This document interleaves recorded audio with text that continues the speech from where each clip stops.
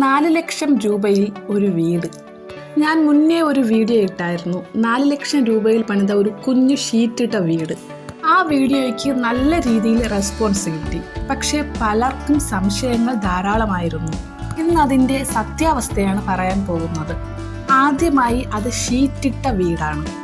Concrete slab ഇല്ല, ഡിസൈനൊക്കെ സിമ്പിളാണ്. ലക്ഷറി ഐറ്റംസ് ഒന്നും തന്നെ അതിൽ ഇല്ല. ബേസിക് ലീവിങ്ങിനുള്ള ഒരു വീട് മാത്രം. അതുകൊണ്ടാണ് അത് 4 ലക്ഷം രൂപയിൽ കംപ്ലീറ്റ് ചെയ്യാൻ സാധിച്ചത്. കോൺക്രീറ്റ് ഒക്കെ വാർക്കുമ്പോൾ മെറ്റീരിയൽ കോസ്റ്റ് അവിടെ കൂടുന്നുണ്ട്, ലേബർ ചാർജൊക്കെ കൂടുന്നുണ്ട്. ഷീറ്റ് റൂഫ് ആവുമ്പോൾ കൺസ്ട്രക്ഷൻ ഫാസ്റ്റായിട്ട് നടക്കും. കൂടാതെ കോസ്റ്റ് കമ്പാരിറ്റീവ്ലി കുറവാണ്. റൂറൽ ഏരിയാസിലൊക്കെ ഇപ്പോഴും ഷീറ്റിട്ട വീടുകൾ പ്രിഫർ ചെയ്യാൻ മെയിനായിട്ടുള്ള കാരണം ഇതാണ്. സോഷ്യൽ മീഡിയ കാണുന്നവർക്കൊക്കെ പലർക്കും തോന്നും 4 ലക്ഷം ബഡ്ജറ്റിൽ നല്ല രീതിയിൽ ഒരു കോൺക്രീറ്റ് വീട് പണിയാമെന്ന്.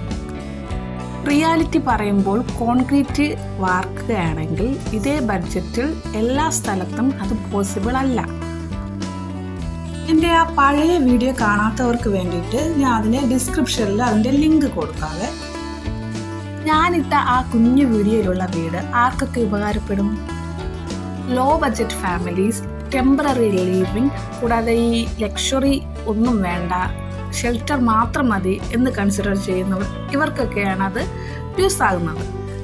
അതുകൊണ്ട് ഒറ്റ സെൻറ്റൻസിൽ പറഞ്ഞാൽ 4 ലക്ഷം രൂപയിൽ ഷീറ്റിട്ട വീട് പോസിബിളാണ്.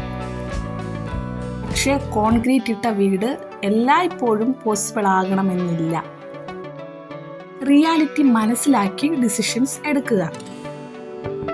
ഈ വീഡിയോ യൂസ്ഫുൾ ആയി തോന്നുകയാണെങ്കിൽ ലൈക്ക് ചെയ്യുക.